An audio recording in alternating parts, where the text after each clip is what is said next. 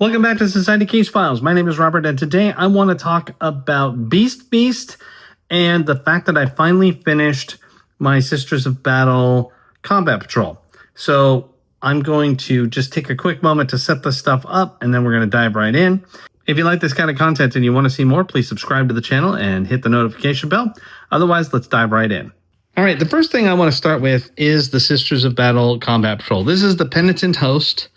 And I got this ages ago, probably one of the first things that I bought when I got into the hobby. It took me, I guess, almost 2 years to get around to this. And along the way, I had painted enough Battle Sisters to pretty much be done so that the hardest part, in my opinion, back then was finished. But since then, I have gotten them all completed for this particular one, base included.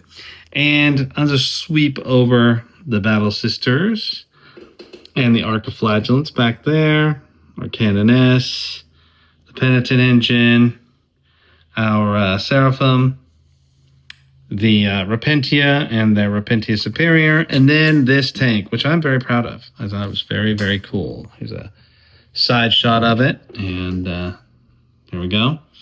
Pretty neat. All around, a very fun unit to build. This obviously took me way too long.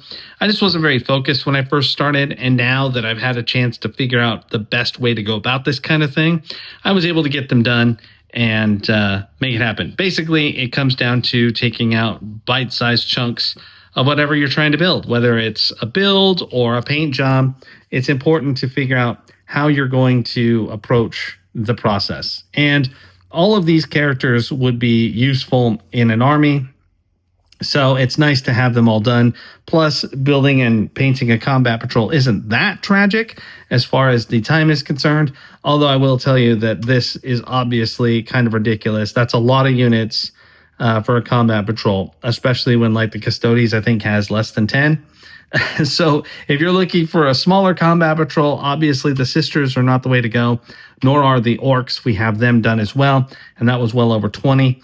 So for the most part, you know, little horde armies like this still have quite a few units. Now, before I did this, I finished the characters for the kill team, and that was only 10 characters, much easier, much more bite size. And once I got them done, I figured out that they're very useful for boarding action. So I can combine most of what's in here with boarding action and my novitiates and actually have a pretty decent unit for making that happen. But I'm very excited about these. I've talked about them before when they were kind of partially done, but the fact that I finally got them completely ready just thrills me to death, and I had to share. I'm really excited about it, and I think they're going to be a lot of fun. Just one last thing I wanted to mention about them is that I still have to magnetize them. So magnetizing them is the next step to truly put them to bed.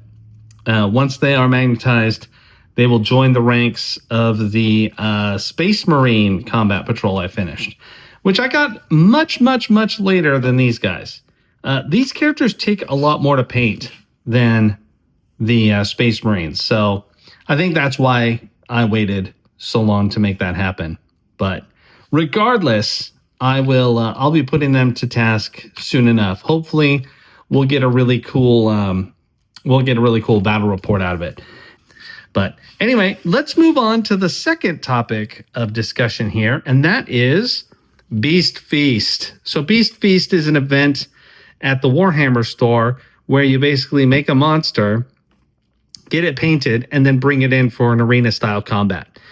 This is done on the Warhammer TV. There's a boss battle thing that you can watch. And they basically took a bunch of these characters and pitted them against one another in this big tournament style. And they broke it all the way down to one guy. So we had to bring in the units, show that they weren't done. And then, you know, you're supposed to start with someone brand new. So we got to build them, paint them, and then bring them in for the fight. So the first character we're doing is Nagash, the Lord of the Undead. Now, this character is absurd. He has a rule that makes him very unfair, but here he is. I kind of look forward to painting him a little bit. I'm not at all excited about the ghosts floating around him. I don't know how they connect yet. I'm hoping that they connect to a big enough surface to make them cool as opposed to a liability and something that'll just break off. But we'll see. Nagash has a power that basically at the end of the turn, you take a dice as the player who's playing him. The person you're playing against turns around. You hold out both your hands and they pick. The hand that doesn't have a die means that their character just instantly dies. And so when it comes to a boss battle like this, he's very cheesy. It's not necessarily that I wanted to cheese with him, but I mean, it's kind of funny.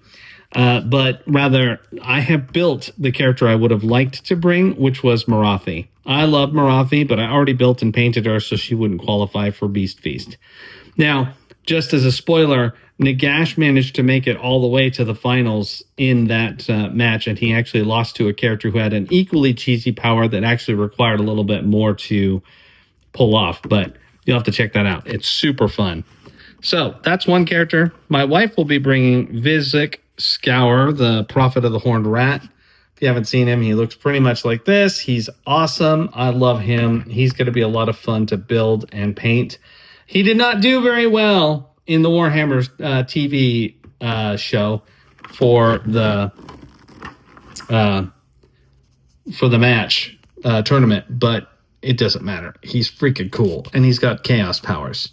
So here's some of his finer details. Very excited to see how he comes out. But I love all the Skaven stuff. So having a Skaven on here is it's going to be pretty awesome. So those are the two monsters we're bringing to Beast Feast. As far as Nagash's cheese power, I did ask the store, hey, are you going to allow that Hand of Dust thing? And he said, you'll have to find out when you get here. So I don't know. One of the things about Nagash that makes him tough is that I think taking it away might be a big problem for his entire character. It might make him a difficult character to play. But at the same time, it's so cheap to just have a 50-50 chance to lose one of your characters or achieve and lose a whole match. I suspect that it won't be allowed. But like I said, we'll see one way or another. So last thing I wanted to talk about is the fact that I'm looking forward to what we're doing next. And right now, it looks like I'm going to work on my Blood Bowl team. I've got a Vampire Blood Bowl team. I've only painted one of the models. I need to paint some more of them. Once they're done, we're definitely going to be doing some Halloween Blood Bowl matches. We've got the undead characters, and we've got the vampires, and we've got their pitch. So it should be really spooky and super fun. I also picked up the Dark Elf team, and I got some star players coming for both the vampires and the undead. Well, and honestly, these star players could be used for anybody in the Sylvania Spotlight. So this is sort of in anticipation and excitement for Blood Bowl Season 3, which is coming soon. It's funny because we were really excited about getting our hands on the mummies, but they're coming in Blood Bowl Season 3, so kind of waiting for that. But that's what's happening right now and where we're going forward. Hopefully we will get a look at that soon.